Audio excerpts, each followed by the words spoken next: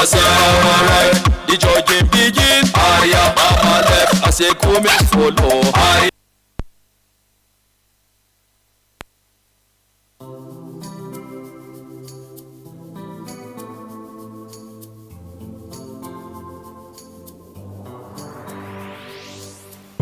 Please pay attention. It starts from the foundation.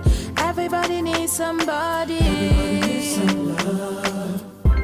You turn a blind eye and care nothing less. Say it's just business, all about the money. You are so unbothered as long as they pay. Say it's just business, all about the money. You know they're on a fast lane, but you've got business to run. So you look away the other way. It concerns you. It a kill law, it a kill dreams. It a land people for jail. War against drug abuse.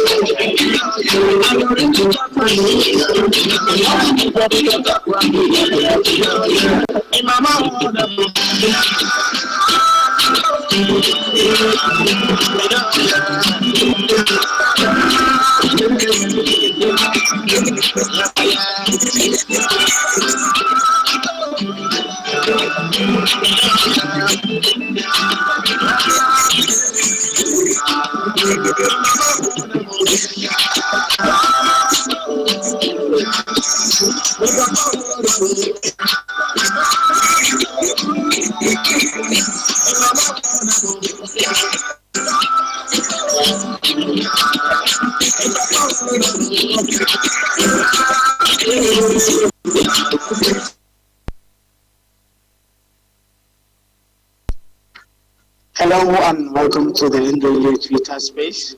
I am Mahmoud Isayola and we are delighted to have you join us today. The NDLA Twitter space is an online program presented to you directly from the headquarters of the National Drug Law Enforcement Agency through our social media platforms. Our goal is to raise awareness among the general public about drug-related issues within Nigeria and around the world.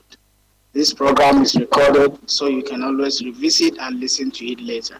Now it is my privilege to introduce the host of this program, Mr. Femi Babafemi, who is not only the Director of Media and Advocacy, but also our esteemed guide for today's session. Welcome, sir. Thank you very much, Mahmoud. Thank you guys. I've been doing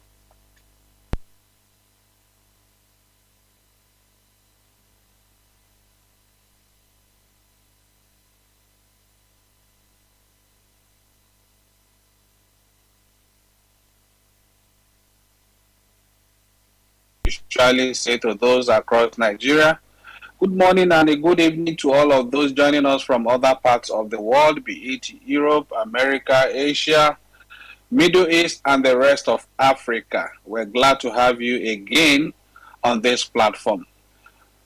Like Mahmoud has said, this is NDLA's open forum on Twitter space. It is our own platform where we share information about drug abuse and its inherent dangers. It is also a channel to update you about all the activities of the agency, especially what we're doing to curb the menace of substance abuse and illicit drug trafficking, as well as getting your feedback so that we can also continue to improve on our targets, our deliverables. This conversation, as has been said earlier, is recorded and streamed live on all our other social media handles, either at NDLA01 on Facebook and at NDLA_Nigeria on Instagram and YouTube. You can also always go back and listen to the recording.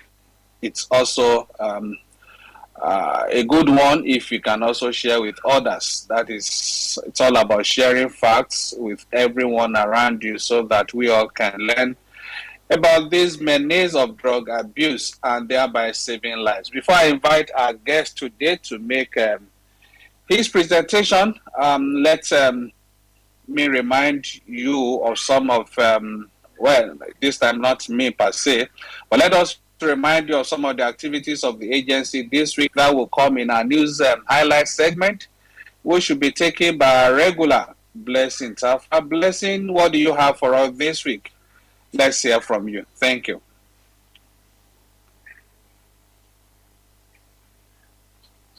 Thank you, sir. Good day to everyone, and thank you for joining us on this week's edition of our Twitter Space conversation. My name is Blessing Tarfa, and here are the NDLEA news highlights for the week. NDLEA intercepts UK-backed $0.5 billion worth meth, arrests Lekki Mansion, seizes drug uniforms going to Borno, nabs jailbird in Adamawa. Operatives of the National Drug Law Enforcement Agency, NDLEA, have intercepted a large quantity of methamphetamine concealed in powdered custard containers as part of a consolidated cargo going to London, United Kingdom, at the Sako export shed at the Murtala Mohammed MMIA, Ikeja, Lagos. The illicit drug consignment, weighing 30.10 kilograms with a street value of 567 million, was detected and seized by NDLEA operatives at the airport on Tuesday, 16th May. This was swiftly followed by a series of follow-up operations that led to the arrest of a freight agent, Onwobodo Chidebere, a female suspect, Chioma Lucy Akuta, and ultimately the drug lord behind the shipment, Charles Chinedu Eze, who was arrested at Sotel Suits, Amuwo, Odofin, Lagos on Thursday, 18th May. Eze claims he's a businessman and deals in articles real estate, but investigations revealed he lived with his wife and children in London until 10th December 2022, when he fled to Nigeria after his involvement in a drug-related offense in the UK. Though he claimed to have been living in hotels since his return to Nigeria last December, operatives were, however, able to locate his mansion at number 1 Hawawu Abikan Street, Lekki, on Friday, 19th May, where a search was conducted and his travel and property documents, amongst others, were recovered. Meanwhile, NDLEA operatives in Adamawa on Monday, 15th May, arrested a 32-year-old notorious drug dealer, Prince Ikechukwu Uzoma, in Mubi area of the state with 1 kilogram of skunk. Ikechukwu had twice been arrested in the past and convicted for the same offense. He was in 2017 sentenced to 6 months imprisonment, and in 2019 he was again sent to 2 years in jail. In the same vein, a trans-border trafficker, Faisal Mohammed, 27, was on Wednesday, 17th May, arrested in Mubi following the interception of a truck from Onitsha, Anambra State, where a total of 2,376 sachets of tramadol comprising 23,760 pills were found concealed in 3 blue rubber jerry cans, which were hidden underneath the body part of the trailer. The suspect admitted the opioid was to be taken to Cameroon. In Oyo State, 2 suspects, Osas Suzanne, 35, and Thomas Biodun, 23, were arrested at Igbon Gambari in Ogbomosho North local government area with 2.13 kilograms cannabis, while Idris Mohammed, 55, was nabbed with 4,500 pills of tramadol when a commercial bus conveying him and other passengers was stopped and searched along Lagos-Ibadan Expressway. Similarly, Bulus Micah, 63, was arrested at Kafanchan, Kaduna State with over 5 kilograms of opioids, including tramadol, diazepam, rofinol, and Exol 5, just as a total of 965 kilograms cannabis was seized from Shehu Muhammadu Dandari, 25, at Maraban Jos in Igabi local government area of the state. While 552 kilograms cannabis was recovered from a warehouse in a bush when operatives stormed and destroyed 1.5 hectares of cannabis farm in Uhudua Forest, a southeast local government area, Edo State. 10 suspects were arrested with a total of 5,587 kilograms cannabis sativa, 144.4 grams of methamphetamine, and 48,260 capsules of tramadol in different parts of Onitsha, Anambra State on Friday, 19th May. In Kwara, 2 suspects, Mohammed Isa, 47, and Mohammed Haman, 36, were arrested on Friday, 19th May along Ilorin-Lagos Road in a commercial bus on their way to Maiduguri, Borno State with 6 kilograms cannabis, 50 grams of methamphetamine, and 20 pieces of military camouflage caps and uniforms. The same day, operatives in Jigawa State nabbed one Ibrahim Abdullahi, 53, with 120 kilograms cannabis at Sarah Town in Gwaram local government area. Not less than 628 bottles of new psychoactive substance, Kuchis, were seized when operatives raided a drug joint at Idanre, Ondo State, where 4 suspects were arrested. They include Olamide Olushola, 26, Abiodun Tijani, 21, Fatope Temidayo, 29, Agba Obi, 30, and Olafisoye Festus, 26. In the same vein, a suspect, Kayode Hakim, 22, was arrested at Hawan Dawaki, Kano with 293 blocks of cannabis, weighing 211.6 kilograms. NDLEA raids drug joints nationwide, arrests 534 ahead of the May 29th inauguration. The National Drug Law Enforcement Agency, NDLEA, has launched a nationwide raid of drug joints in an exercise codenamed Operation Mop-Up as part of law enforcement efforts to remove enablers of crime and violence in the form of illicit substances and those who deal in them with a view to ensuring peaceful inauguration of new administrations at national and subnational levels across the country on May 29th.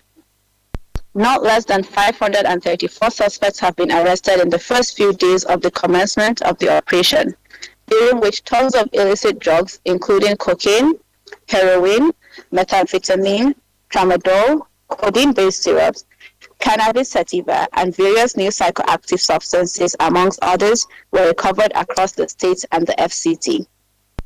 Top on the list with high arrests and seizures are Lagos, Kano, Abuja, Kaduna, Rivers, Bayelsa, Adamawa, Osun, Benue, and Plateau. Chairman Chief Executive Officer of the agency, Brigadier General Mohammed Buba Marwa, retired, who ordered the operation, commended all the officers and men of the state commands and other formations involved in the exercise for their professionalism the NDLEA standard operating procedure. He charged them to continue with the operational maxim of offensive action against drug cartels and traffickers until the last gram of illicit drug is taken out of the streets and communities across the country. On war against drug abuse sensitization. On Tuesday, May 16, 2023, the Osun State Command of NDLEA organized a wider sensitization lecture at Ila Orangul Grammar School. The aim was to educate students about the dangers of drug abuse and equip them with knowledge to make informed decisions. Also on Tuesday, May 16, 2023, the Borno State Command of NDLEA conducted a wider sensitization lecture at Yerwa College of Health Science and Technology in Maiduguri. The lecture focused on raising awareness about the consequences of drug abuse and its impact on individuals' physical and mental health. Students were encouraged to reject drugs and seek a brighter future through education and healthy choices. On the same day, the Kano State Command of NDLEA held a wider advocacy lecture at the palace of the district head of Garu Malam, Ajia Rano in Kano State. The visit aimed to engage community leaders in the fight against drug abuse and get their support in creating a drug-free environment. The NDLEA emphasized the role of local leaders in raising awareness and inspiring positive change. Moving on to Wednesday, May 17, 2023, the Adamawa State Command of NDLEA delivered a wider sensitization lecture at Government Junior Secondary School in Fufore local government area. The lecture focused on educating students about the dangers of drug abuse and the importance of making informed decisions. The agency highlighted the need for collaborative efforts to build a drug-free society. Also on Wednesday, May 17th, the Ondo State Command of NDLEA organized a wider sensitization lecture at Lydia Memorial Secondary School in Ifon. The lecture was to raise awareness about the consequences of drug abuse and empower students to resist peer pressure. Through interactive sessions and discussions, the NDLEA provided valuable insights to help students make informed choices and live a drug-free life. On the same day, the Ogun State Command of the agency conducted a water sensitization lecture and visit to the palace of the Agura of Bagura, Abeokuta, Oba Sabure Babajide Bakare Jamolo II. The lecture aimed to enlighten participants about the consequences of drug abuse and seek the support of community leaders in creating awareness and fostering a drug-free society. On Thursday, May 18, 2023, the Niger State Command of NDLEA delivered a wider sensitization lecture for students and staff at Government Girls Science Secondary School in Agaje. The lecture focused on educating the audience about the dangers of drug abuse and equipping them with the knowledge to make informed decisions. The NDLEA emphasized the importance of education and self-development in building a brighter future. The Abia State Command of the agency also on the same day conducted a lecture for the Aba South Local Government Area NYSC WADA Club members. The lecture aimed to educate and enlighten the club members about the consequences of drug abuse, emphasizing the role of young individuals in creating a drug-free society. In the same vein, the Delta Ports Command of NDLEA embarked on a WADA advocacy visit to Nana Model College in Wari. The visit was to raise awareness about drug abuse and its consequences among the students. The agency emphasized the importance of making informed decisions and staying away from drugs to achieve a bright and successful future. Lastly, on Friday, May 19, 2023, the Sokoto State Command of the agency organized a WADA sensitization lecture at Government Day Secondary School in Ilela.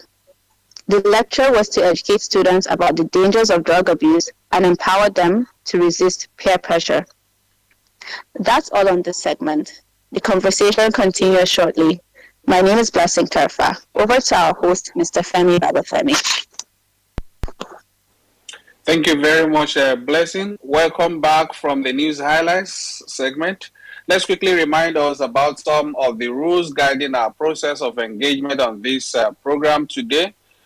When we approve you to be on the speaker's table, please ensure you remain muted until after our guest presentation. I will start inviting individuals to unmute themselves to ask questions, make their contributions in few seconds.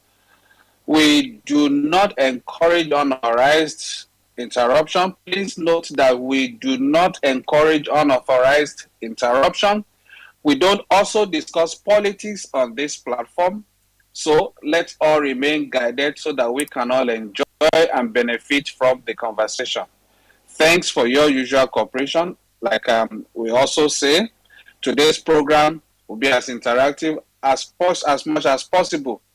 We will be glad to respond to all your questions and take your contributions on today's subject of discussion. Please note that we would respond to your questions and take your contributions on today's subject of discussion strictly. And for job applicants, those who have questions on updates, I have seen quite a number of questions in our DMs regarding this, and I'm sure for about 58 requests we already received, people asking to speak. I'm sure majority, most of those questions, intended questions, border on this. Please note that your questions and updates on our ongoing recruitment will be taken in the last minutes of this program today. So please stay calm. You will definitely get the update you are expecting. That I can assure you. I made that promise last week on this same program. This is all part of our commitment to engage with all our stakeholders in all we do. So we're getting to the high point of this conversation. Now let's formally introduce our guest today. He's no other person than Tunji Babajide. He is a life coach and a psychotherapist. Now, let me quickly introduce him before I invite him to unmute himself and address this gathering. Tunji Babajide is a sought-after certified therapist and life coach, home and abroad, who has in the past 10 years been able to use his skills and knowledge to help diagnose and resolve problematic beliefs, behaviors, relationship issues, feelings, and sometimes physical challenges. More specifically, he has worked to help people in the following areas, that is, addiction, abuse, anger management, anxiety disorders, bereavement, job loss, career coaching, child-related issues, esteem issues, leadership coaching, workplace balance, depression, stress, trauma, eating disorders, sexuality, attitude, self-sabotaging habits, domestic violence, personality assessment, and personal development, among others. Tunji Babajide is the lead consultant and CEO at Awesome Effects Consulting, Please join me to welcome this gentleman as I invite him to unmute himself while we listen to him make his presentation for the next 30 minutes. Thank you so very much, Mr.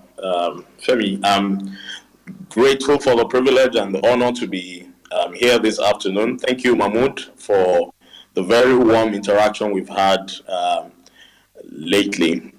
It's such a burden when we look at how drug abuse has become a major issue in our society. And I think that it's very necessary for us to have this kind of conversation. And I want to thank the NDLEA for doing this consistently. And I believe that as we continue to do this, we will gradually be able to win the war against drug abuse.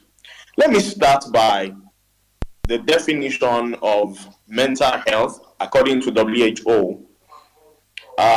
Mental health can be conceptualized as a state of well-being in which the individual realizes his or her own abilities, can cope with normal stress of every day, can work productively, fruitfully, and is ultimately able to make contribution to his or our community.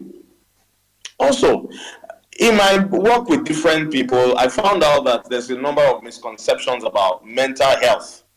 Some people think that mental health disorders are signs of weakness or personality flaws. Some other people go as far as ignorantly saying that if someone wants to be happy, they can be happy.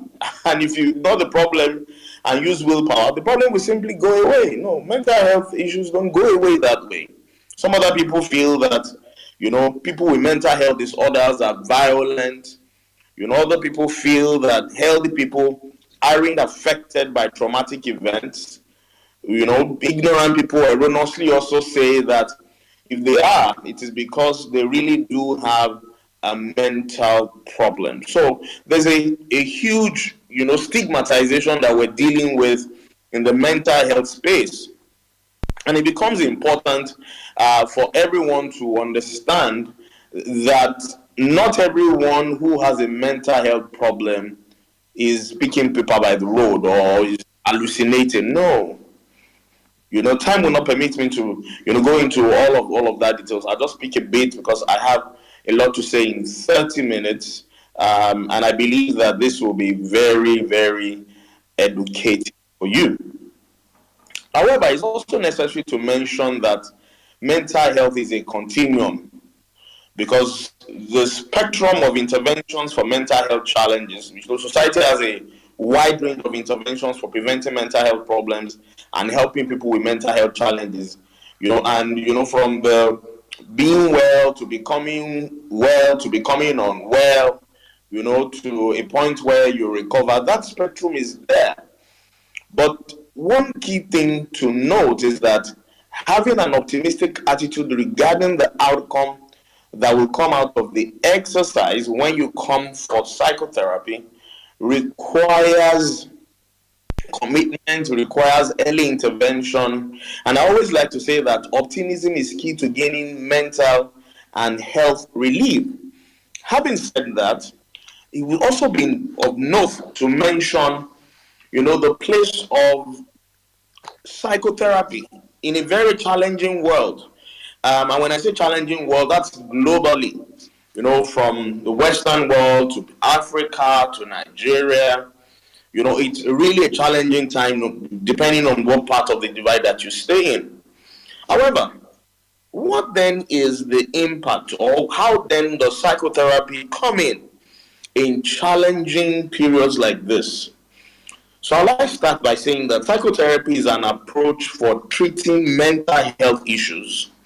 During my several sessions, I've always said to my clients that you learn about specific issues, and how your thoughts, your emotions, and behaviors affect your mood. So psychotherapy helps you learn. I think someone's mic is on. Psychotherapy helps you to learn how to take control of your life and respond to challenging situations with healthy coping skills. And I want to say that again. Psychotherapy helps you learn how to take control of your life and respond to challenging situations with healthy coping skills. To further explain also, psychotherapy can help treat most mental health issues, which include anxiety disorder, social disorder, obsessive compulsive disorder, phobias, panic disorder, and also the main cause of our conversation, addictions. Addictions such as alcohol use disorder, drug dependence, or compulsive gambling. Psychotherapy works for all of that. I've had clients who are coming with, issues of addiction, and they've been able to come out of the addiction by following through the coping mechanism and getting to the other side. Also, psychotherapy works for people who have schizophrenia. Schizophrenia is when people are detached from reality. Also, psychotherapy is used to cope with major life challenges like a loss of job, loss of a loved one, managing different stages of grief. It's also helpful to resolve conflict, to deal with insomnia. However, it's also worthy to note that sometimes some mental health issues might require pharmacotherapy. Pharmacotherapy is a combination of drugs and therapy. And as we wage war against drug abuse, psychotherapy is an effective treatment option for people with addiction. I've had people say things like, when people get into addiction, will they be able to come out? Oh, yes. As much as it's not a one-size-fits-all, the commitment, the desire, the energy that the person who is in the mix brings into the sessions determine how fast they recover and how well they recover. Maybe somewhere I would also talk about how to handle relapse. Okay? Because the war against drug abuse has become a burden. I go around campuses and I do enlightenment on, how to wage war against drug abuse and all of that. And I have my psychiatric doctor friends all over the city. And sometimes for you to be able to get a slot, okay, to even put your client in there, sometimes they'll tell you to join the queue. That's how bad it has become. Because as a psychotherapist, at some point when I see certain indicators, I hand them over to my psychiatric partners who either do an inpatient thing. So it's a burden and it's worrisome how a lot of young people, how people generally, have gotten into that loop where addiction to substance has taken the order of the day. Also, psychotherapy is good at managing strong emotions such as stress, because sometimes it's stress that triggers substance abuse, because psychotherapy is also used for relapse prevention. So sometimes people come into our sessions and in the process, they're able to come out of the addiction, but they have a relapse.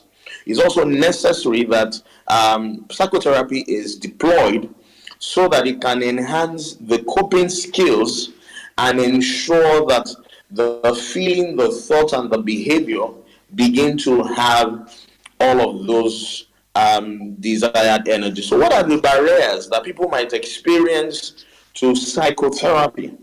One is maybe a potentially high cost, because the reality is that the value chain on the mental health slot, we don't have as many people as needed. We have a lot of people who advocate for this, but of course, it's not news that we have a lot of our professionals that have left the country. So by virtue of demand and supply, yes, we have a number of them professionally trained, but the reality also is that it can be a bit pricey.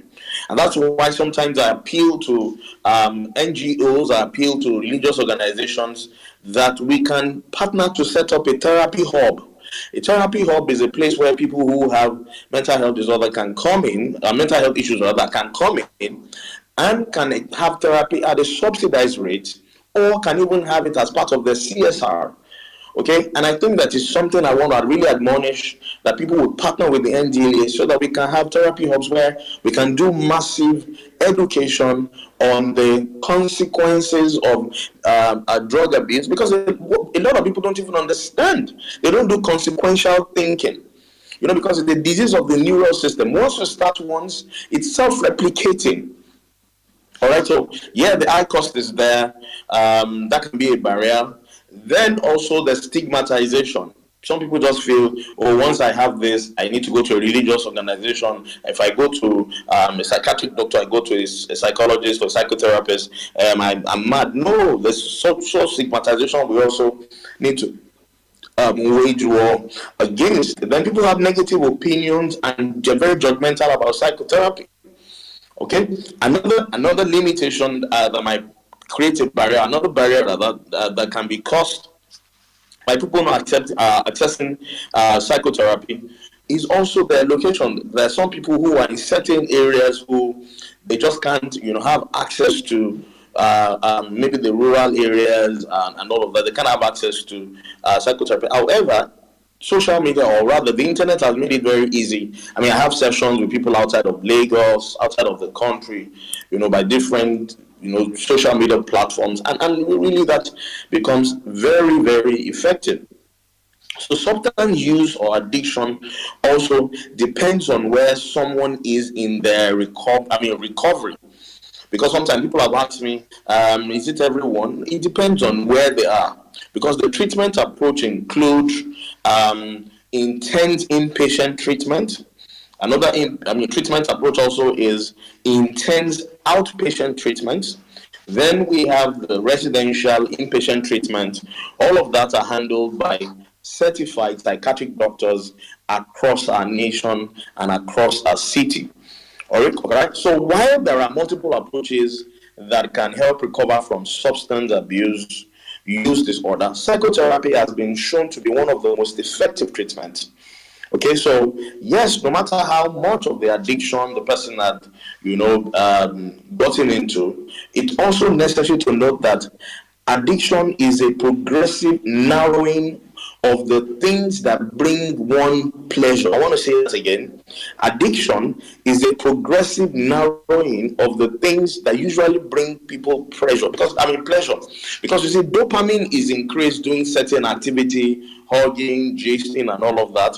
Now, when people begin to isolate themselves, they begin to experience that spectrum where they just keep thinking that the only thing that can raise dopamine in them is when there's latching on using a substance. So it's necessary that, we consistently do the awareness and let people realize that you are free to make the choice, but you are not free of the consequences of the choice that you make. So I always, when I speak in schools, when I speak in organizations, I'm always quick to mention consequential thinking, because yes, you are free to make the decision. However, you are not free of the consequences of your decision. Having said that, it will not be out of place if I mention the reasons why people abuse drug. Because in doing this over 10 years, I found out that drug use is a dynamic issue that begins in different ways from different individuals. And there are countless reasons why people begin to abuse drugs, whether they are illicit drugs or prescribed drugs. The range of reasons why people take drug is as broad as the types of people who use them.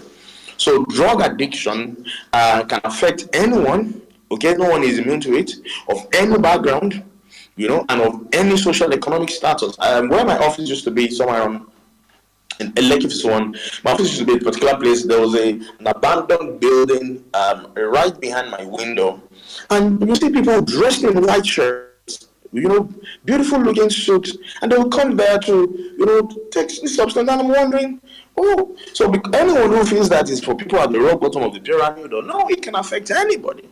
Contrary to popular belief, drug use doesn't solely fall into, under the category of mental illness. It doesn't fall in the category of homelessness or even poor family upbringing. No. Educated individuals with high-paying jobs, high-network individuals, seemingly perfect or sought-after people can be vulnerable to drug abuse as well. So in general, there are three primary causes of drug use.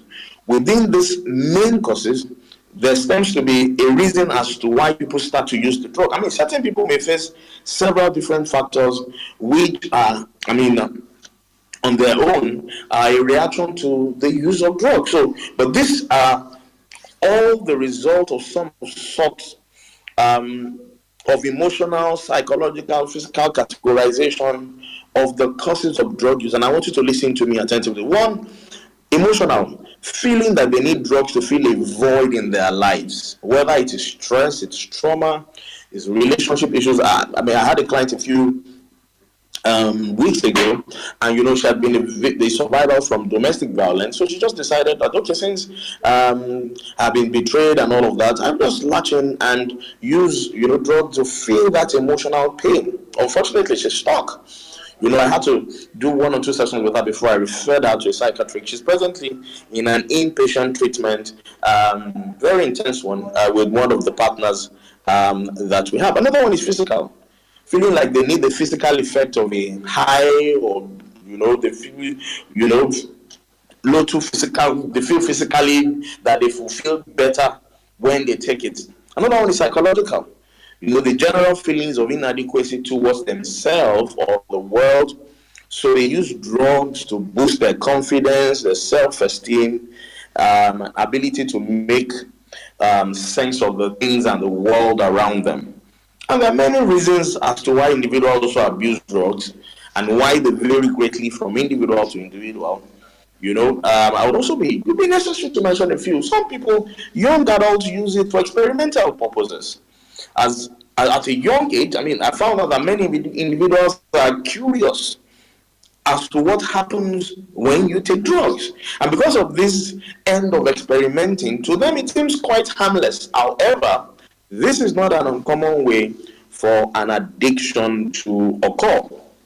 A lot of teenagers, because at that age, the brain is in the formative age, stage, so they're trying to explore. They say curiosity kills the cat.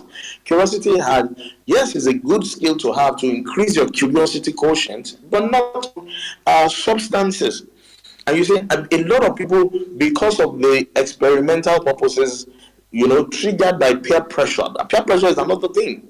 Because when growing up, I found out that many individuals give in to peer pressure, as well as these individuals will take drugs to fit in. My friend is taking it, let me take it. I want to be loud, let me take. I hear all those kind of things when I interact with people who are in there. So they say, when I ask in my session, so how did you get into it? I said, well, just a friend of mine that said I should just take a little, and I got hooked.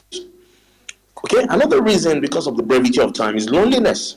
I found out that individuals that lack daily interaction can end up feeling isolated from their friends and their families. So for this reason, they will turn to drugs as they believe it will help them feel less lonely and more content. Okay, then also, there's what we call the feel good. So on my status a few days ago, I was doing a post about ensuring you have a dose of dose. What is a dose of dose? So there are the feel good hormones, which is dopamine, oxytocin, serotonin, and endorphin. So that's the same way your doctor prescribes you that you should take a dose, one in the afternoon, one in the morning, one at night, taking a dose of a prescribed drug. The same way, the human nature needs to have a dose of dopamine, oxytocin, serotonin, and endorphin. Now, when people now lack that dopamine rush, they get into a point where they feel lonely, they get into a point where they're not feeling good. So many people now enjoy the effect that taking drug gives. In fact, they describe it as a feel-good feeling, and because of it, they don't see the harm in taking drug if it is making them feel good. Unfortunately, at the beginning, it can make them feel good, but at the end of it, the people who introduce them to it, they even don't tell them the truth. Sometimes when we do when they take their urines to the lab, it's always they're always very shocked. Some of them will say, "Oh, I'm just taking only Indian hemp. I don't drink any other thing." I always laugh. I always tell them, "Let's see the urine test and let's see what comes out of it." Because the reality is, some of these guys who sell these things, they know there's a competition, so they lace the Indian hemp with other kinds of drugs. So when they think they're just taking in the end, by the time they take it and the test is done, they find out that there's a whole lot more that they've taken. So peer pressure is one of the most well-known ways for people, especially teenagers and young adults, to start using to start using drug. And it's through external pressure from other people, commonly known as peer pressure, because for them it becomes something they all share in common. Oh, XYZ is taking it, this one is taking it. It's even very alarming, ladies and gentlemen, how the ratio of gender intake has improved. Many years ago, I lost the data right now, but I remember many years ago, if there are 10 young people standing right in front of you, if you interview them, we will have a mix of girls and boys, young adults. We will have 7 guys to 3 ladies sometimes 2 to 8 who are, into that substance abuse. Sadly now it's a 40-60. If you find 10 young people who you want to put through the test, you find out that 4 out of the 10 are ladies, becoming very alarming. Okay. Additionally, young people may experience social pressure to use drugs from television, social media, and other celebrity influences. So it's possible that people see drug use being glorified in the media. So they feel pressure to participate as well. I've been privileged to speak to a few high network individuals, influencers, and I'm saying that you guys need to join this campaign, the war against drug abuse, because once we begin to make it look glamorous by just taking substance, you are influencing the younger generation. Also, some other people latching on drug abuse because they face trauma and they face abuse. Because whether you like it or not, past occurring trauma such as abuse, accidents, emergencies, and other events can negatively impact people psychologically. So traumatic events can imprint in memory, making it difficult to move past them. Even traumas that occurred during childhood can resurface in adult years. Okay, so bringing up new thoughts, feelings, and instead of seeking professional help to address, childhood trauma in a healthy way, people may use drug as a means to help them forget this memory. Ladies and gentlemen, present traumas, such as living in an abusive environment, can also trigger substance use as a means of forgetting the pain. So some people use it to forget the pain and suffering. Often. So abuse is faced on a regular or even daily basis, and so drug use can quickly turn into an addiction in this case. As I round up, ladies and gentlemen, I also need to mention that bad parenting contributes largely to rising teen drug abuse. Because drug abuse in teens is caused by a number of factors that include individual, family, genetic, and social causes, apart from bad parenting. And I like to do studies. Studies have shown that teenagers who are similar in age and gender reveal that parental influence is more profound than that of peers in use of alcohol and drug use. On the contrary, teenagers having workable relationship with parents are observed to be less involved with drugs and less influenced by drug-oriented peers. So when parents don't have a working relationship with their children, they find that influence in their friend, especially teenagers who start using drugs as juveniles are at a high risk of becoming addicted as compared to those who begin as an adult due to infancy or teenage brain. So it's good that we look into bad parenting. So what is bad parenting? Bad parenting includes harsh treatment of children, causing emotional absence despite being a parent. So I've seen kids say, tell me exactly, why did you start taking drugs? They say, I had a father who was physically present but emotionally distant. Okay, I worked with a particular lady who has said to me that, I was just looking for my father. My father was never there. And in that, that emptiness, I just feel that void with drugs.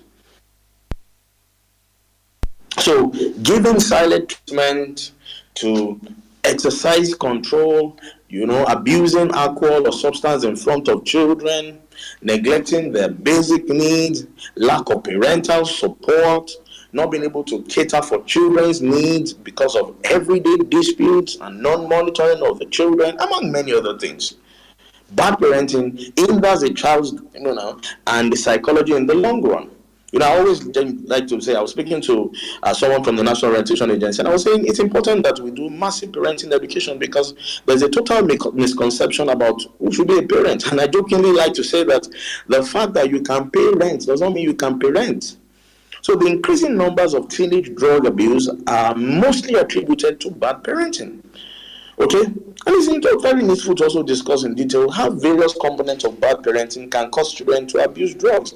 One is harsh treatment, especially for African parents. African parents don't listen.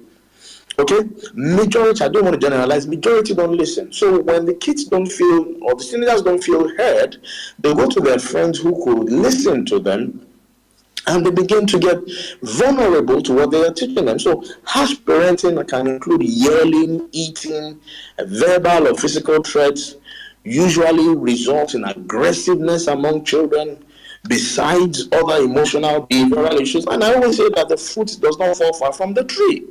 So harsh parenting involves a series of acts like reprimanding the child excessively, even after admitting their mistakes honestly. Because the reality is, punitives as a parent must be to engage the reasoning of the child for behavior governance.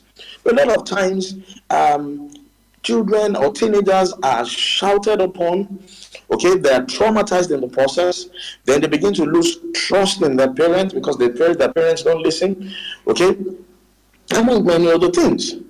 So that's one thing. Another thing is bad parenting sets stage for drug abuse in teenagers. I mean, I've spoken to loads of them, and I found out that children raised under the influence of bad parenting are mostly insecure, with less confidence and brain development. That's what I call the three cocktails of success: self-confidence, self-worth, and self-esteem. It's meant to be developed and to be nourished from home. Unfortunately, many parents who can parent don't even understand that the responsibility of raising their children lies primarily on them. And sometimes parents feel that once they can give kids money, they use that to fill the vacuum of emotions. No. So they find themselves awkward in social circumstances. They may become antisocial with the poor knowledge of how their actions might be affecting other people around them. And so this is especially true with children whose parents displayed critical, negative, cohesive behavior in front of them. In fact, I worked with a particular lady who just couldn't find love from home. Dad and mom were always at loggerhead. It was an environment, a culture of domestic violence, and she had to feel that vacuum outside because mommy won't, hug, mommy won't even speak to her, daddy won't. She said by the time she started, at a menstrual cycle, there was nobody to even talk to her. So she felt that vacuum. So I feel that if we're going to do a thorough war against drug abuse, it's necessary to do massive parenting education so that the factory called marriage, the factory called parenting, can turn out better product. I always like to say that, the family is the production center of the society. So if the family is chunking out products that are latching in on drug abuse, then we should look back into the family. Okay? So lots of them like that have low confidence. They, get into peer pressure.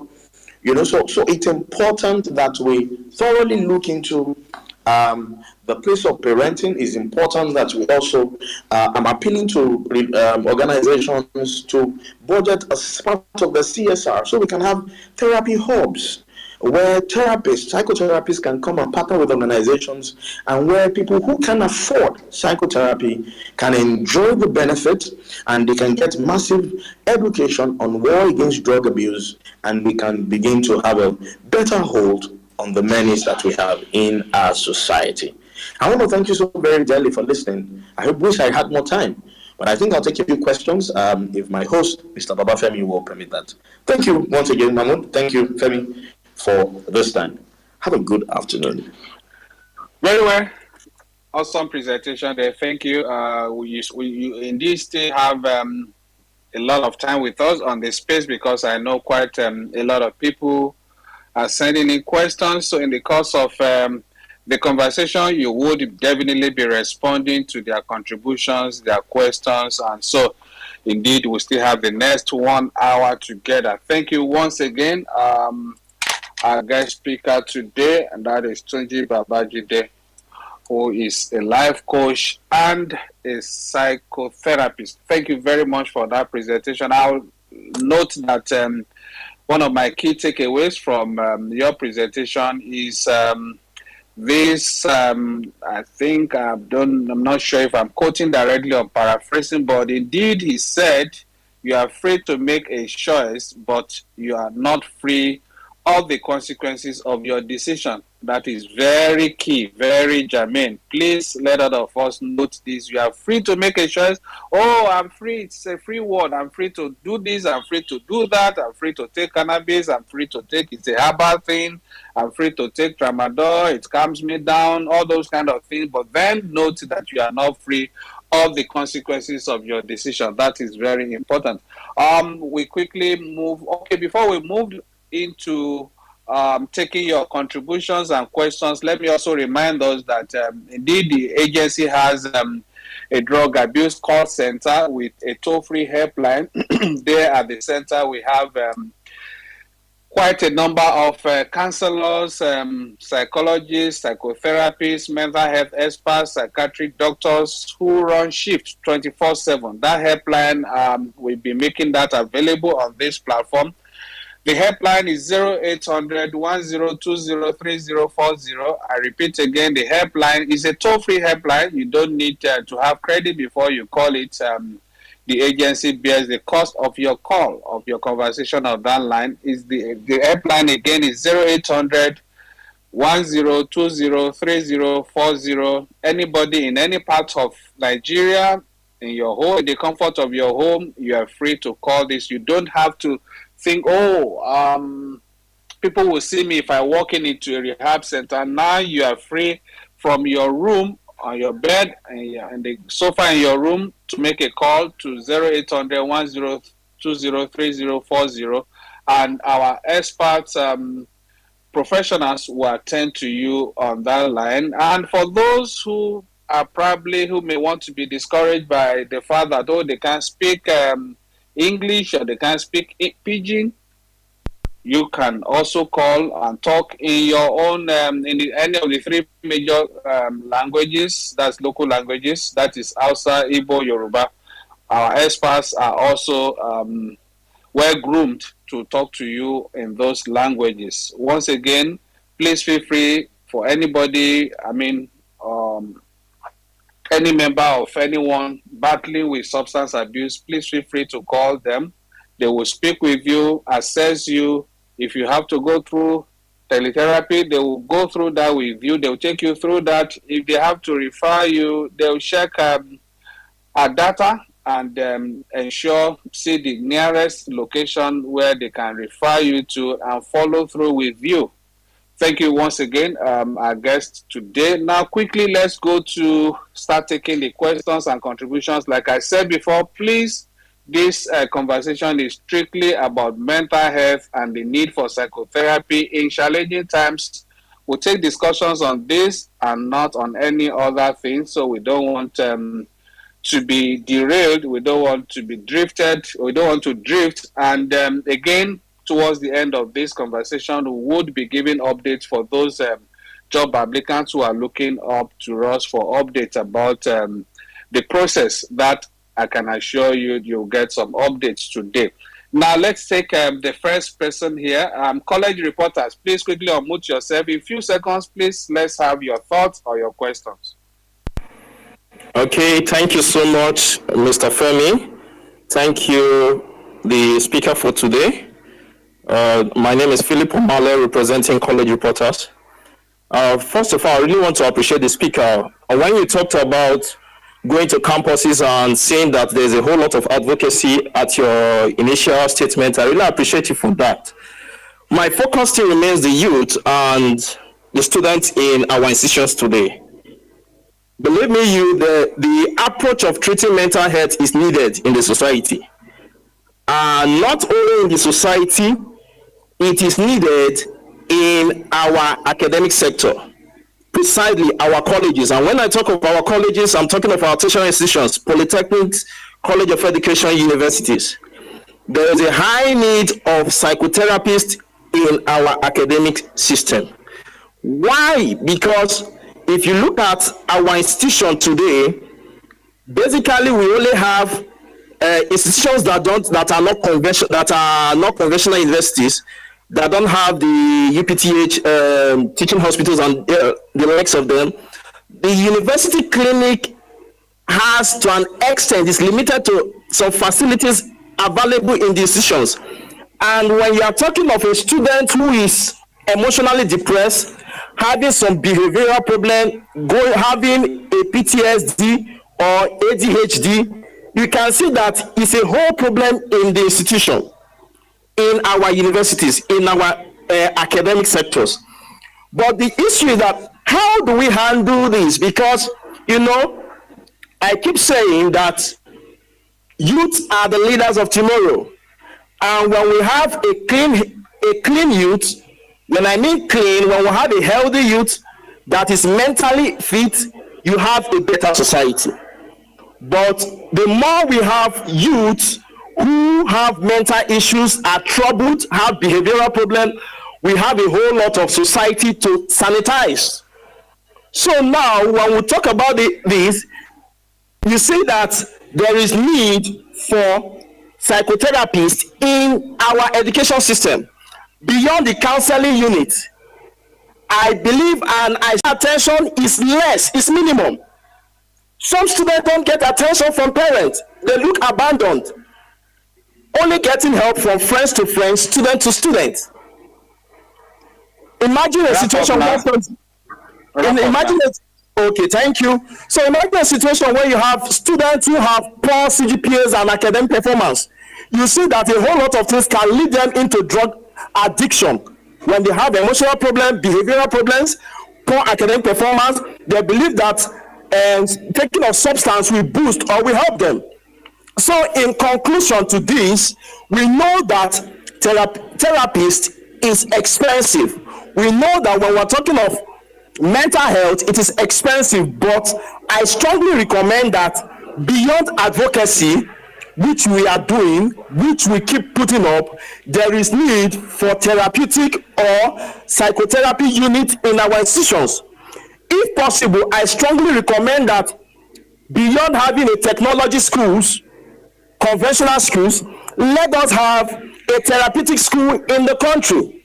We know that the situation of Nigeria is not compared to that of United States, United Kingdom, and the likes of them, but there is high need for us to start thinking of also having therapeutic schools owned by the federal government and not private firms or private institutions, private organizations, pardon me.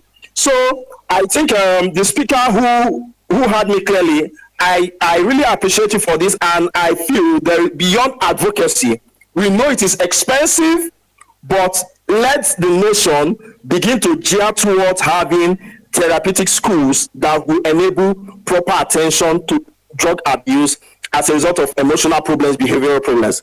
By so doing, you have a better youth, a better nation, and more way forward in our country when the school is being addressed. Thank you, sir. Thank you very much, Philip Omale, speaking from the handle of college reporters. Let me ask if Mr. Bajide would like to speak to what he has said quickly. Okay, yes, thank you so very much for your contribution. It's a desire that we have to be able to get to campuses, but all of these things cost money. And that's why, if you notice in my presentation, we've sent out, letters to organizations, that part of this, they should put into part of the CSR, how they could have therapy hubs where on campuses, in organizations, so that there can be a massive, deployment of the required and professional education and help for people who are caught in that web. But it's not getting as much traction as we want yet. I trust that it will be better, but maybe when we're done, we could have conversations on how we can do this. But the reality is that the agency NDLA itself is doing all that it can in their power. Also, we in the therapy industry, we're doing the bit that we can. Sometimes we go to these schools and we don't even charge them money to do it. However, it must be a collective effort from every one of us to be able to put our mouth where our mouth is, and ensure that we consistently mention this, just even in this place of advocacy, so that everyone can lend their voice and we can get a society that thoroughly stands against drug abuse. Thank you once again. Thank you very much, Mr. Babajide, there, for that brief response to Philip Omale of College Reporters. Let's take another contribution from Wizkid FC. Wizkid FC, it's becoming a regular on the space. Wizkid FC, are you there, Wizkid FC? Yes, hello. Good evening, everyone. Good evening. Please, let's get your intervention or question quickly. Okay, it's not like a question, it's just like a contribution and a vote of thanks to you guys for all you have been doing so far concerning the drug situation in this country, especially among the youth. I wanted to talk about the youth aspect. I guess the first speaker has already touched about, especially the youth, those in school. They are facing a lot of challenges and they think drugs is the only way out. But there's no need to even talk more because you have gone even wider than I thought. You have answered the necessary question that might even come out from that. So I just want to say a very big thank you. I always like to tune in your space because one way or the other, I'm also learning. This fact that I'm not a victim doesn't mean that I won't learn. At least there are some points that are being raised here today, and I'll be like, it will be easy for me to talk to people that I know around me that are still trying to battle with such. So I really appreciate this avenue you always bring up to help people out. You might not know the importance, you might not know the weight, but I want to tell you that it's really going a long way. Thank you very much. Thank you very much, Wizkid FC, for that compliment and encouraging words coming from you. I've noticed you are always available here to make your own contribution. Thank you for that. Let's quickly go to, let's give the mic to the women folk now. Let's come to Perpetua Nnamdi Emmanuel. Perpetua Nnamdi Emmanuel, quickly. Okay. Good evening, everyone. Thank you so much, sir, for the updates and the lecture. I really appreciate, and it was really, really impactful. Please, I just want to ask a question on postpartum depressed women. This illness has been something that nobody knows about it, and the key source of it is just that they will tell you that when a woman gives birth, immediately after the birth, is because of the estrogen and progesterone level will go down, and that causes postpartum depression. And how can psychotherapy comes in when a woman doesn't even know what is happening to her, because that will be a mood swing, that will be a low esteem. She doesn't want to look at the child. She doesn't want the child to come close to her. What are the advocacy that should be done, or what are we going to do to those women if it's something that is achievable when they go for antenatal? Is it something that we can teach them? Is it something that they need to know? Because 80% of women out there doesn't even know what is called postpartum depression. And when they have it, they tend to go to drugs, because nobody understands what they're going through. They will just find, a way to get something that can help them to forget their sorrow, to forget everything around them, not just not to be judgmental. People will tend to judge them that you don't like your child and all that. Nobody understand what they are going through. Please, can you just throw light on it, how we can impute or how we can enhance the advocacy on this? Thank you, sir. Okay. So yeah, postpartum depression is something that I believe has gained a lot more awareness, but also I still think that hospitals need to do a lot more work on educating mothers on the symptoms. Part of the symptoms includes, having depressed mood or severe mood swings, crying too much, difficulty bonding with the baby, loss of appetite or eating much more than usual, inability to sleep, insomnia, feelings of worthlessness, shame, guilt, among many other things. Worst off is even postpartum psychosis. With postpartum psychosis is a rare condition that usually develops within the first week after delivery. And the symptoms are severe, feeling confused and lost, having obsessive thoughts about the baby, sometimes hallucinating and having delusion, sometimes schizophrenia and all of that. But you see, studies show that new fathers also experience postpartum depression too. They feel sad, tired, overwhelmed, anxious, have changes in their usual eating habits, especially fathers who are young, because sometimes when children are not well parented and they begin to have children, it's always a whole lot for them to bear. So this is always what I advise. It's also important to see a doctor or allow a doctor to recommend you, wherever you are giving birth, give you reference to a psychotherapist or a therapist who can clinically diagnose what the issues are. Because sometimes the same way people are used to, self-medication, I've seen people just agree. So it's important to be clinically diagnosed first. For me, I always say that, it's important to do diagnosis before we do, the intervention that will come in. Another thing also is if we have people who have hospitals here or people who have about to get into marriage, it's necessary to just get yourself acquainted with the knowledge, what are the symptoms, how can it be prevented, and it's not a one-size-fits-all. There's different things that triggers it in different people. So more awareness from hospitals will help. But just like Mr. Babafemi said, it would be good for us to just keep the focus on mental health and not, push it up. Because if I start now, I'll start to dwell towards, giving birth and all of that. But really and truly, we can get more hospitals to do more awareness. Then also, that means there are loads of information online, just for basic knowledge. It will be good to make it a priority to read up if you're pregnant and you're about to have a baby. So whatever the gaps the hospitals have, you could close them up, by just desiring to read up of these issues. Thank you for asking, and have a good evening. Thank you very much for that. Again, let's take the question or contribution of another lady, Ruya G. Ruya G, can you unmute yourself and let's hear from you? That's at Onosen M. If you are not ready, I'll go to the next person. Okay, if Ruya G is not ready, let me come to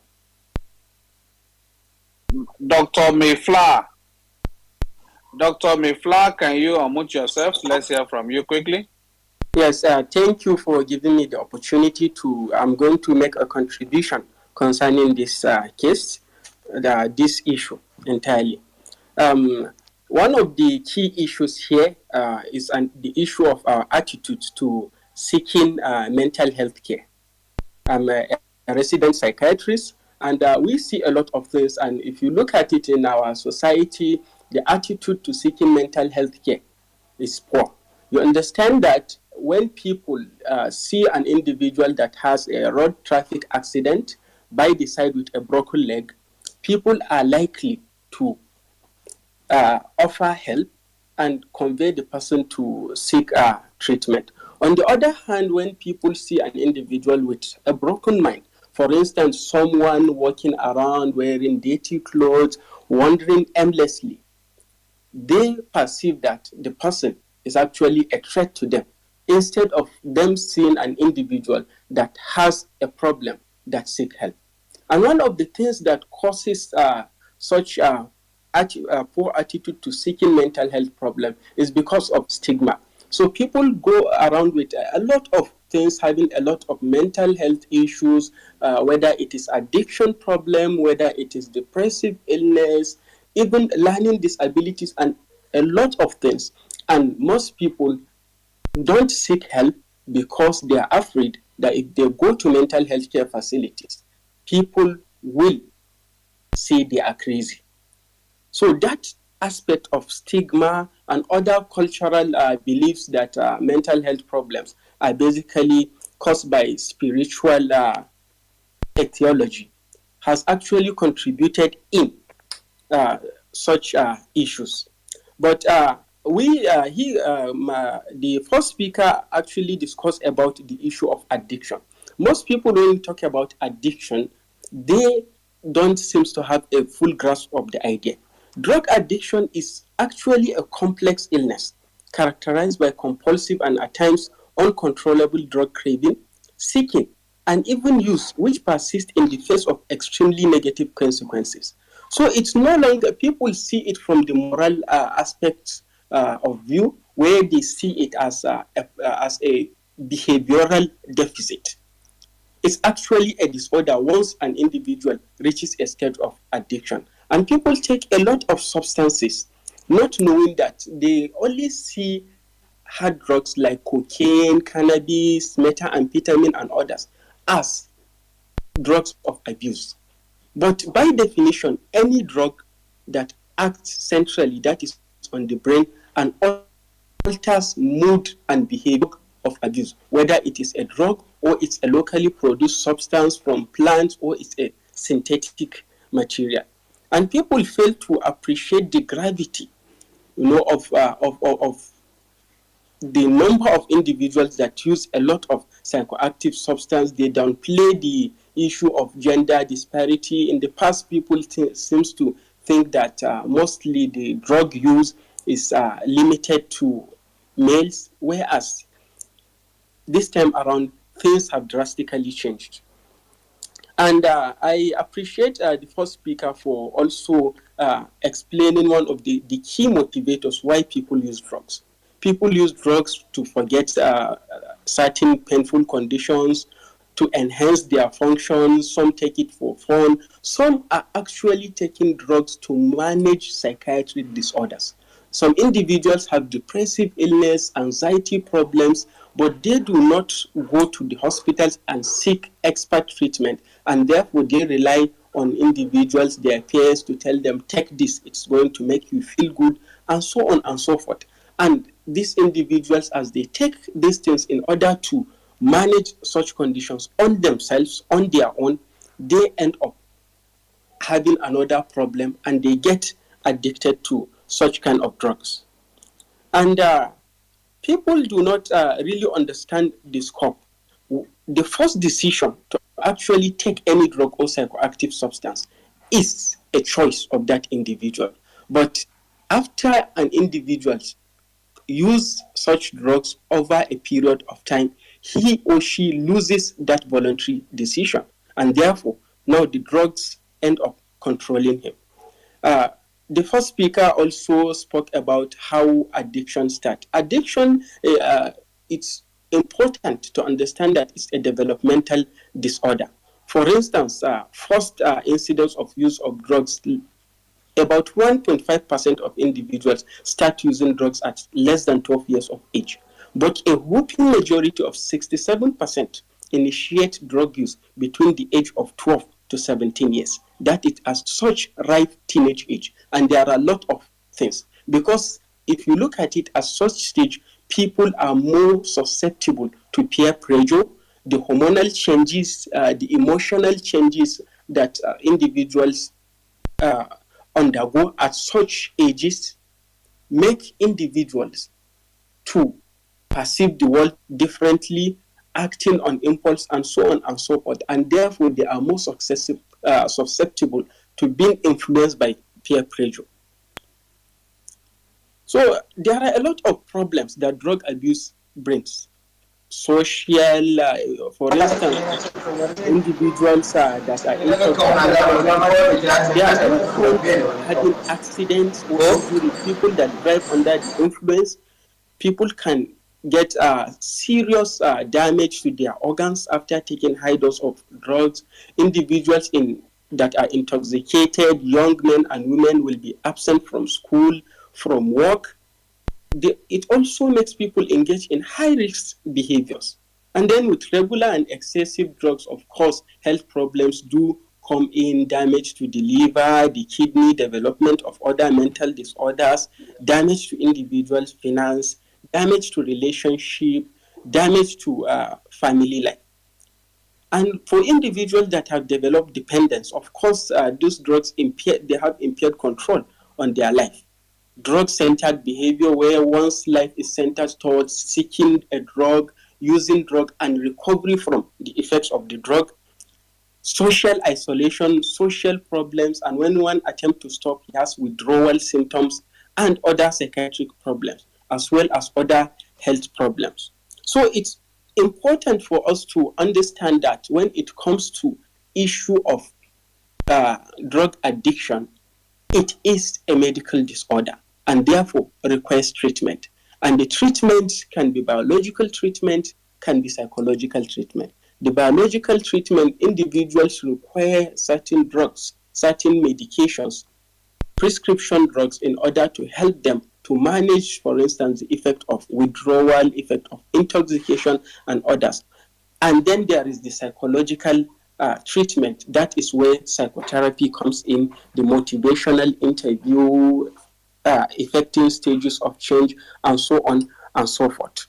So in conclusion, I will say drug abuse, we should look at it not from the aspect of just simply seeing it as a morality problem. Look at it from the aspect that it is a medical disorder.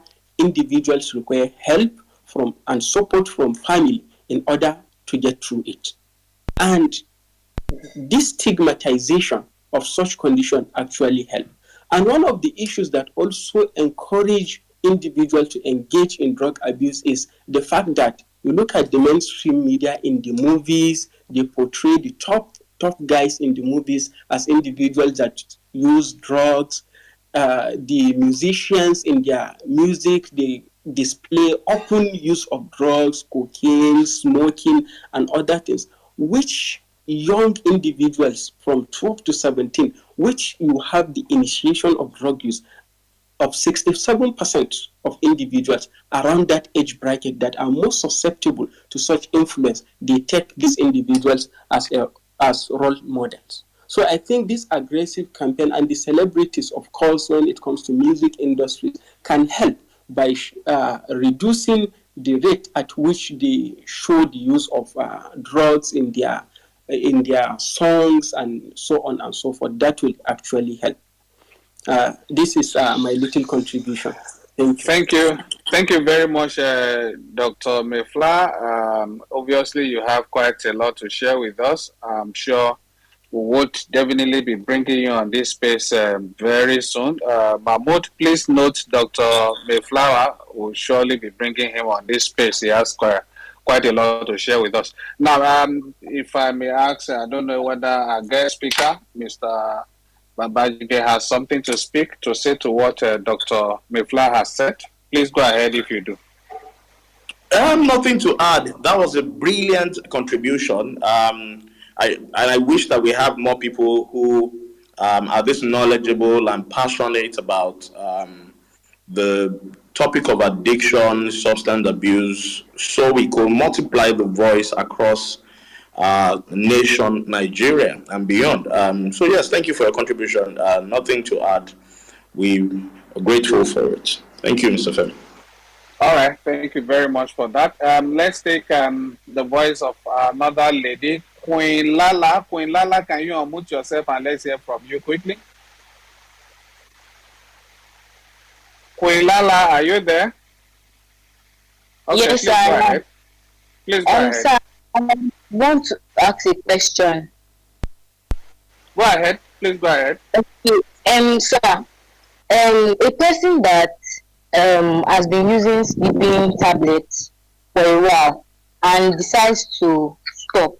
And when the person stops, the person finds it difficult to sleep. What can the person do? Thank you. I think guest, Mr. Babajide can say something to that, and I also want Dr. Mayfla also to be a part of that. Let's hear from the two of you.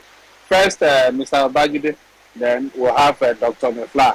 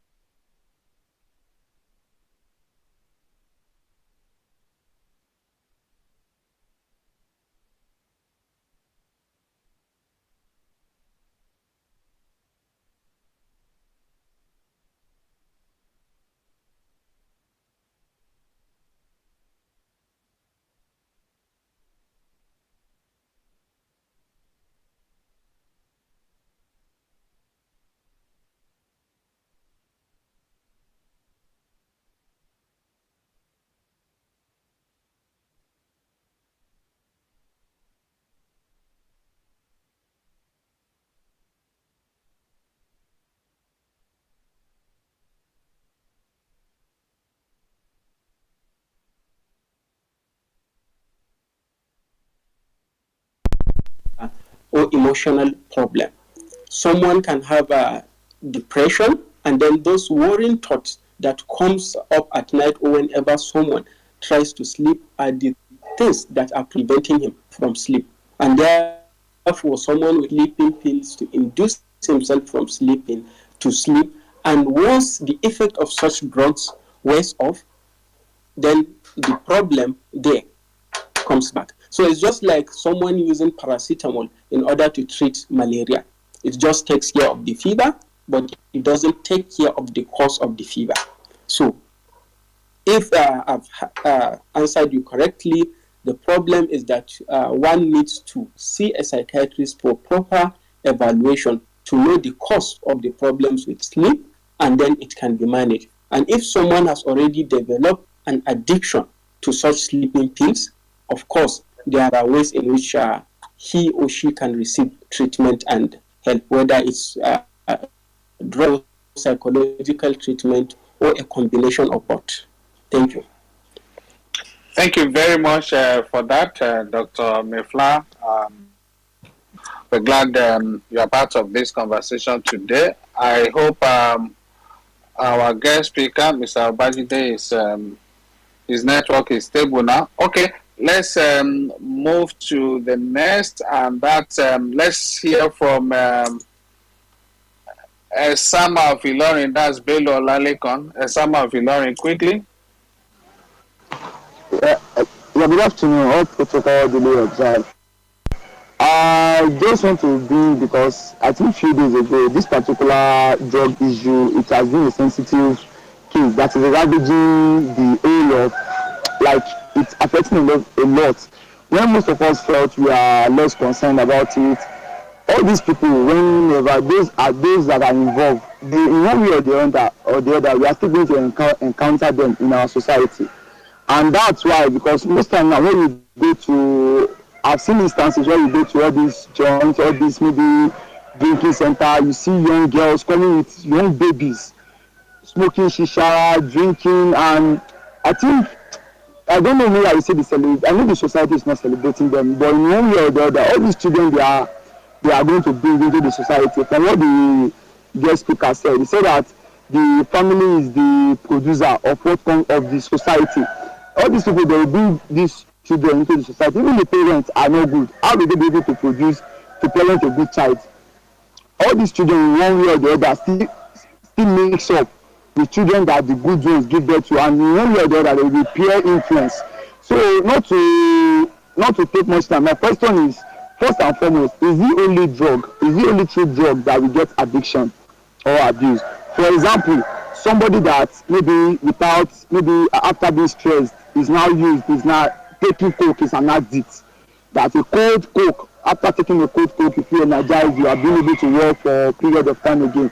I want to know that the implication, is it a good thing or is it an abuse in one way or the other? That is it.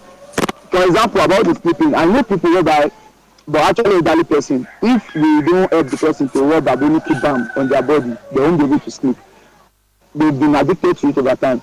So what are I'm not talking of taking drug now, I'm talking of maybe using aboniki or taking a soft drink like Coke, a cheap Coke, whereby to feel energized. Are these things also abuse, or can we refer to them as being as an abuse?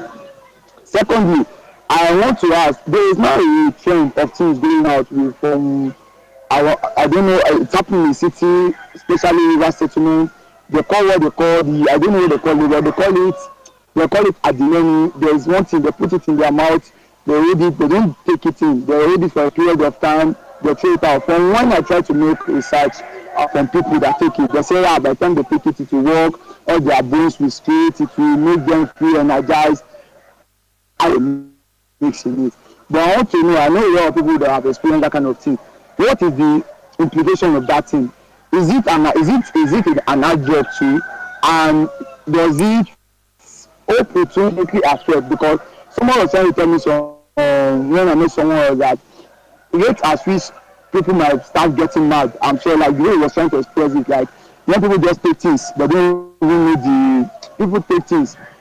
Their immune system is still being able to compromise. Their liver is still adjusting to it. To get to a point whereby the liver won't be able to hold it again, or the immune system would have shut down completely. Definitely, a lot of things will happen. That people will start shouting that maybe it's a spiritual problem, maybe their dad has 4 wives. But on the long run, most people have put hand into what will definitely affect their health. People care less about the future, but people are only after the present now. So about my question, I want you to respond to it. Thank you very much. Okay, sorry, my network was a bit of, I was trying to switch in between networks. So let's first define what an addiction is. Then we'll look at it from there.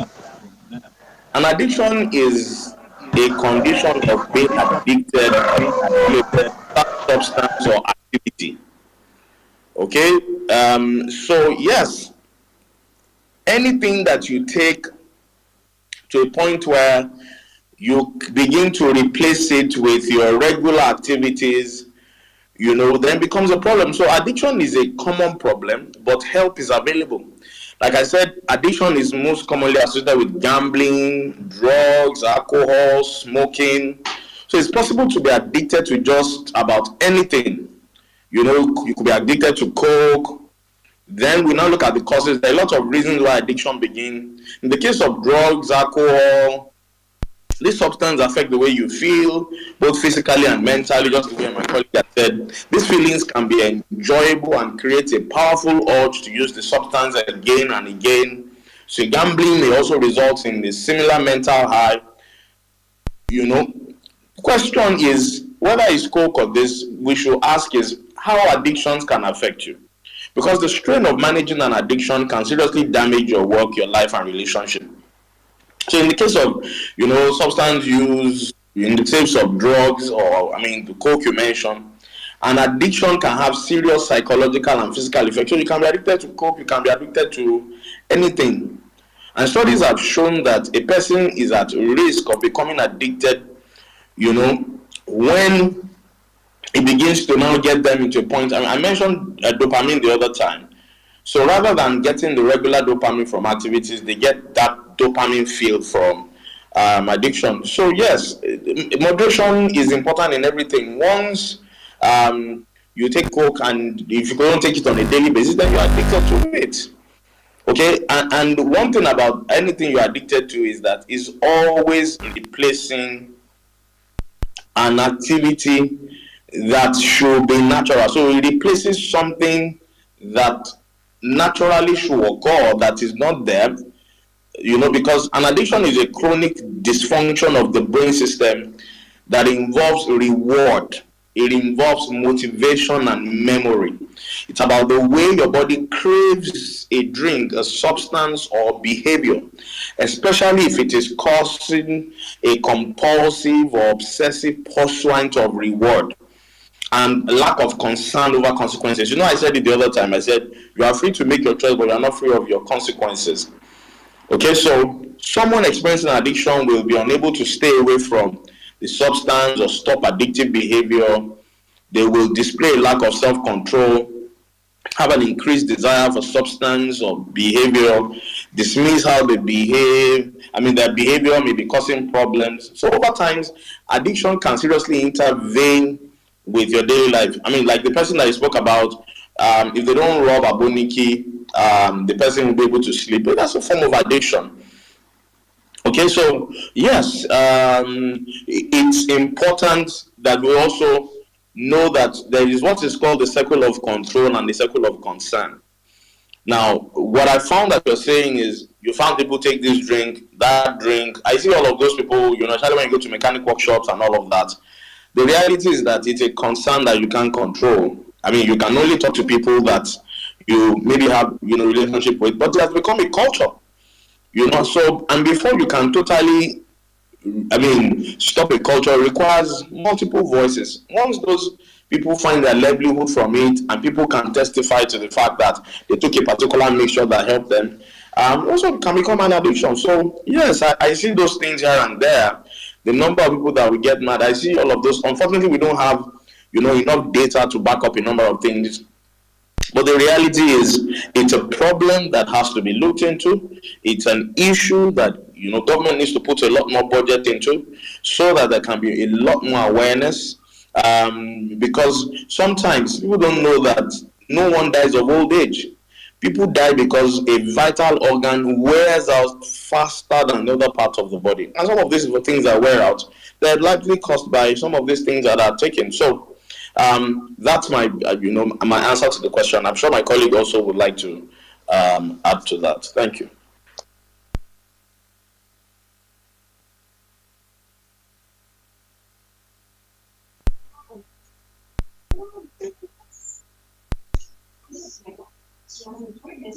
Dr. Babafemi's network has disappeared as well, except if we are still there.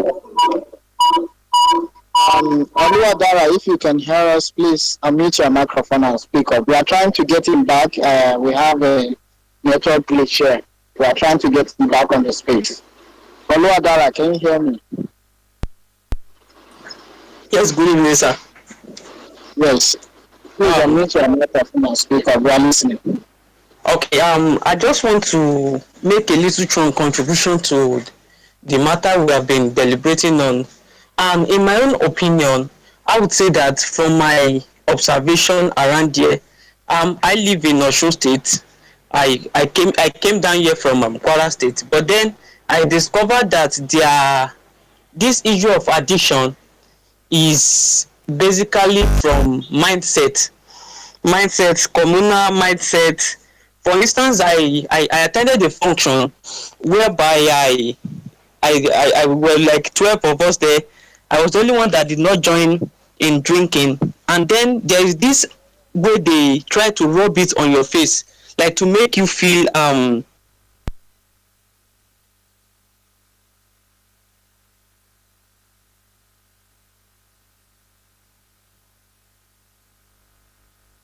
that there is a relationship between existing cultural perspective or social beliefs in addiction. Like our speaker said that getting to actually unify someone's voice takes a lot of people to do that. And I'm very sorry to say this, but from the region where I come from, trying to educate people on certain drugs, like my brother said that Adimen and all of that, some of them Burukutu, some of them, you know, those these locally made gins. Some of them will tell you that when did they born you, like it's more of belief, it's more of a perspective, and sometimes it can be as a result of social peer pressure. I think our campaign, like the government campaign and NDLA's effort, we appreciate what you are doing, and we think there's a need for us to take our campaign to secondary schools, most especially. I was passing by streets a few days ago, and the boy in GS3, some boys were hailing him because he was actually trying to sniff something, that the teacher is in trouble. Can you imagine such level of decadence? So I would just say that addiction is primarily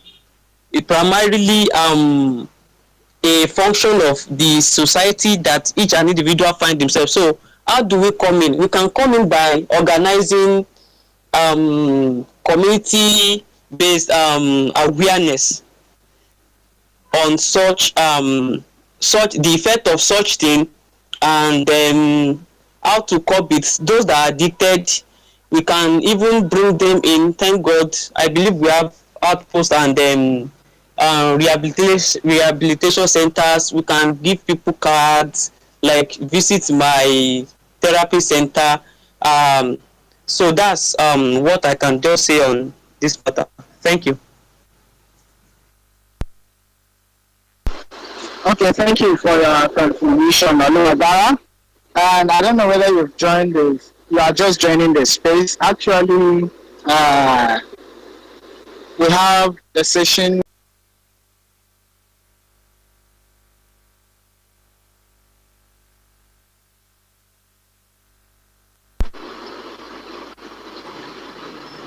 Sorry, I'm done. Okay, thank you. From community heads to religious leaders to institutions and organizations, collectively we have to come together to ensure that we lend a voice and we push the awareness to every nook and cranny of the society, and it can't stop because many more people don't even know the consequences. Actually, illiteracy sometimes can be, responsible for it. I mean, how do you tell someone whose grandfather had said to that, I used social concussion, and by virtue of it, he had made me healthy, they passed that culture on and on. So like I said, you can only be concerned, but don't allow what you cannot control be a concern. We do the advocacy, but everyone is responsible for the choices they make. However, they are not responsible for the consequences that come with it. Thank you. I can see Abdulaziz raising up his hand. Abdulaziz, can you hear me? If you can hear me, please unmute yourself and speak up. Very well. Thank you very much, Mr. Mahmoud, for the opportunity, and thank you for all that spoken. It's a well thought out session today, which I enjoy so much. Looking at the topic again, the need for psychotherapy in challenging times.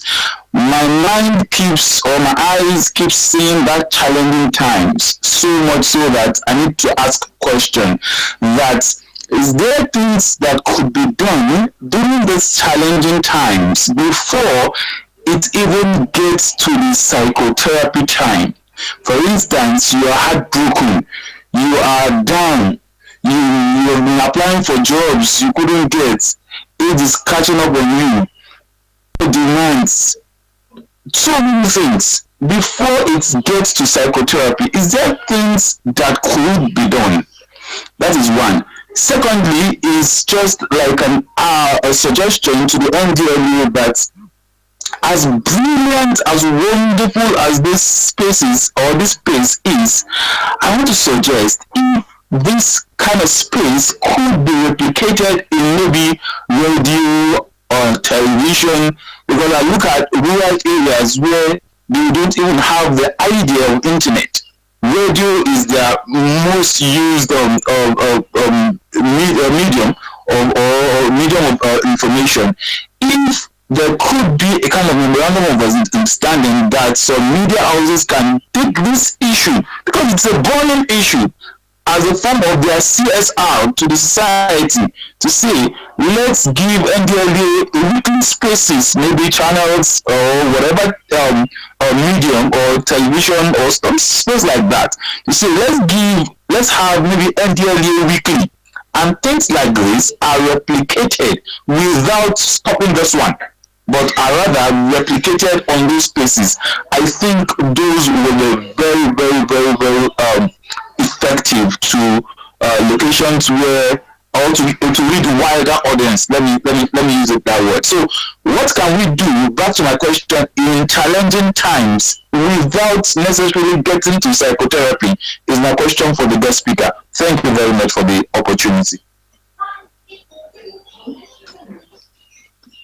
Thank you very much for your contribution.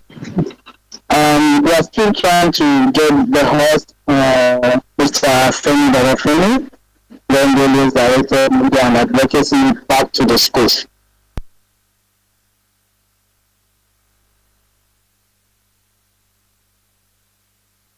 And hear me? Musa, if you can hear me, please, you can unmute your microphone and speak up. Musa, Alheri?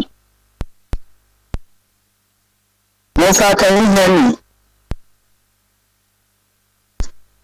Now, in response to what, before Musa speaks up, what Abdulaziz, the issues that he has raised, Abdulaziz Biodun, he said, he suggested that we should extend the broadcast, our Twitter space to radio stations and even television to replicate the effort that we're making here online. Actually, this is a live program, and we stream it online on all our social media platforms, and a lot of efforts are being made in local radio stations by our various commands, and even on the national televisions and even international media. So we are almost everywhere. Yes. Musa Alheri, if you can hear me, please unmute your microphone. Yes. But the question has not been answered, sorry. The issue of challenging times and psychotherapy that I asked, what should be done before somebody gets to psychotherapy, before you even need psychotherapy, before you get to depend on drugs, you have issues that is bothering your head. Before you now say you want to use drug, what should be done so that such can happen? Please mute yourself and wait until you are called upon to speak. Thank God that the voice is now back to the space. Sir, you can hear me. Yeah, Mahmoud, unfortunately I'm back as a speaker for now, maybe until so we'll send the co-host invite to you. Yes, sir. Yes, you are now a co-host, sir. All right. Good evening, sir. Thank you very much. Apologies for it's a whole lot of battle. In fact, there are quite a number of regulars that have been trying to add, and they kept. Good evening, sir. Who is good evening there? Musa and Larry? Yes, sir. Good evening, sir. Good evening. You want to say something quickly? Yes, sir. Just in contribution. Okay, go ahead quickly. Yes, I'm speaking from Yola, Adamawa State. Please go ahead. Go ahead. We're listening to your contribution. All right, sir. My suggestion is this psychotherapy, if I understand, is more of counseling. So I suggest this counseling to be established into various units, into schools, government establishments, so that there will be counseling people on the drug abuse of a teen. I think it is very, very vital. That's my contribution, sir. Thank you so very much. We mentioned that earlier, and we have called on communities, organizations to partner with the NDLEA, to partner with therapists and psychotherapists on how we can make that happen. But the willpower to make that happen is subjective to the government and to the community and the funds available to them.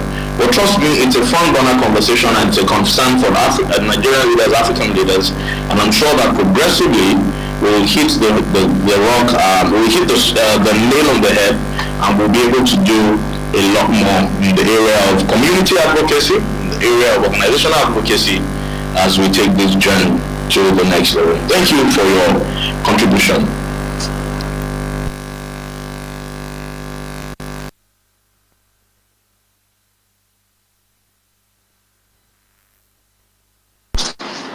Over to you, Mr. President, welcome. Yes, I will. I think that MTN network has a bit of an issue. I've also been going in and out. If you can hear me, it's not like the Twitter is. The floor is yours, Mr. Fembe. I guess can you hear me? Okay, I can hear you. Tunji, can you hear me? Okay, Dr. Gemi, quickly, because I want to attend. Nothing to say. I just want to commend my nephew. You heard what Tunji called me, Auntie Kemi. It's my nephew. We didn't ask you to tell us who he is. Please, Dr. Kemi. I didn't ask you to tell us who he is to you. I just want to say one thing real quick. Tunji, very good presentation. We'll talk after. You did very well. I'm going to listen to the whole thing. There's a technical issue on Twitter, so I will listen to the whole thing tonight. But Mr. Babashemi, good job. I just want one thing to say. Everybody on this space that is waiting for the recruitment thing, it's not just about recruitment. Make sure you're listening to these spaces every week. It is very important you know what the NDLE is doing if you want to work for them. That's all I want to say. Thanks, guys. Thank you. Thank you very much. Thank you, sir. Have an amazing evening. Okay, am I free to go? No, you are not free to go yet. There is still you still have. No, can you hear me? Next, I think there's a bit of a challenge with that. I think there is a bit of a challenge because Mr. Femi is speaking and we can't hear him. Mr. Tunji. Okay, then let me. I'm also having that issue here. I go off and come up. I go off and come up, and I have. Yes. If you see my office, you think I'm a tech guru because I have two different internet access plugged right in front of me. Somehow they're just not totally doing the job. It's a Twitter problem. It's a Twitter glitch, not from us. Let's quickly have Mrs. Asia Adamu. Let's have our thoughts before we wrap it up. Madam, please go ahead. Finally, good evening, everyone. Okay, it's just for half a minute actually. Well done, our speaker for today. I think they nailed it. But I like to say, challenging times will always be there at various levels. For every level you go in life, there is a devil. So we all need some form of psychoeducation. You talked about parental care, bad parenting, poor parenting, however you want to describe it. But I keep saying, parents, if you want to be a parent at all, expose yourself to psychoeducation. Otherwise, the kind of youth, the caliber of children you're going to bring up in this generation, they will outsmart you and you will be labeled a bad parent. Thirdly, we need therapists, we need more clinical psychologists. So please, those who have not yet exposed themselves to this study, we want you to come in and help us, because the number of professionals we have now cannot take care of the number of victims we are seeing. Thank you very much and have a good day. Thank you very much, regular contribution. That was very, very brilliant. Thank you. Mahmoud, I think we're getting to almost the end, and I think it will be needful that we bring up the issue of the... Yes. He's obviously not hearing me, but I'm hearing him. Yes, and we can hear him from our end. I don't know if you can hear me. I can hear Mahmoud, but I can't hear Mr. Femi. Okay, that's fine. Let's quickly wrap it with this. For those for our applicants who are waiting for updates, let me tell you this. By Tuesday next week, the results of your assessment test, over this weekend, the results of the assessment test would have been ready, and by Tuesday, by the grace of God, we will be publishing those who passed and who made the cutoff mark, and those names would have to be published on Tuesday. I promise you that I have the commitment of the chairmanship executive of the agency, General Marwa, on that I won't be going ahead to publish the names. So for those who are able to make it to that, you would have to be facing that round of this is system around oral interview that's hopefully beginning from that week or the upper week. So that's all you need to know for now. Those that were able to pass the assessment test and made it to almost the final stage, the list to be published by the grace of God early next week, and then we'll start the final interview process, and then we can go ahead and prepare for training for those who succeed or who made it to the last at the end of the day. I want to sincerely thank everyone that has been part of this, especially our guest speaker, Mr. Tunji Babajide, who is a certified therapist and life coach, one that has been in this for over a decade now. He's been able to use his skills and knowledge to help diagnose and resolve problematic beliefs, behaviors, relationship issues, feelings, and sometimes physical challenges. And we're glad we had him today. He's made an awesome presentation, and we're glad also that we've been a session that is responding to questions. For those who I can see quite a lot of, we have more than 246 questions in our DM, and 56 requests, still more for those, but unfortunately we're just 3 minutes away from the hour of 5 o'clock where we normally drop, just 2 minutes now where we normally draw the curtain on the program. So I would like to appreciate once again our guest speaker for today, Mr. Tunji Babajide. Thank you very much for all that you have done. We'd like to appreciate all those who have made contributions and all those who have joined us to be part of this, who have actually intended to ask questions but we could not get to you. Please forgive us. It's beyond our control, and as you can see towards the end of it, I was locked out myself because of obviously some glitches happening on Twitter. I'm not sure if our local network here. We appreciate everybody. Thank you, Philip O'Malley of College Reporters. Thank you, Whiskey FC. Hopefully, by the grace of God, I'll ask Mahmoud to get in touch with you, Dr.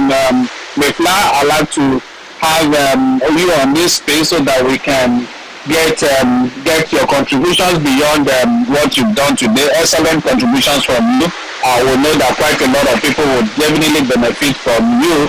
Thank you, Philosopher King. A lot of you have made. Okay, I'm glad Abdulaziz Biodu was able to have some contribution. Thank you, Happy Chugwem, Boba class of 2000, Perpetual Nambi Mana. Thank you for that PPD question. Thank you, Riaji, even though you didn't come up when we gave you the mic, when we invited you. Adebo Jami, Sadiq Goni, Koilala, Sani, Zunto, Abdullahi, Esama of Ilori, and quite thousands of you. We have thousands of you on this page today. Thank you for all those that joined us from across the world. It's awesome having you. By the grace of God, next Friday we will be with you again to extend and expand the scope of conversation. I'm not sincerely Femi Babafemi. We'll see you next Friday. Over to you, Mahmoud. Thank you very much, sir. As you rightly said, this brings us to the end of the program. For more information about the agency, our listeners can visit our social media platforms and our website, which is www.ng.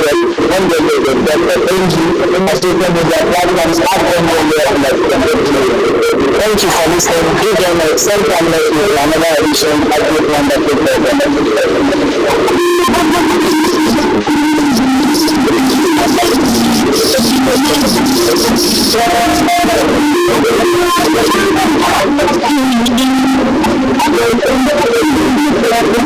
Thank you.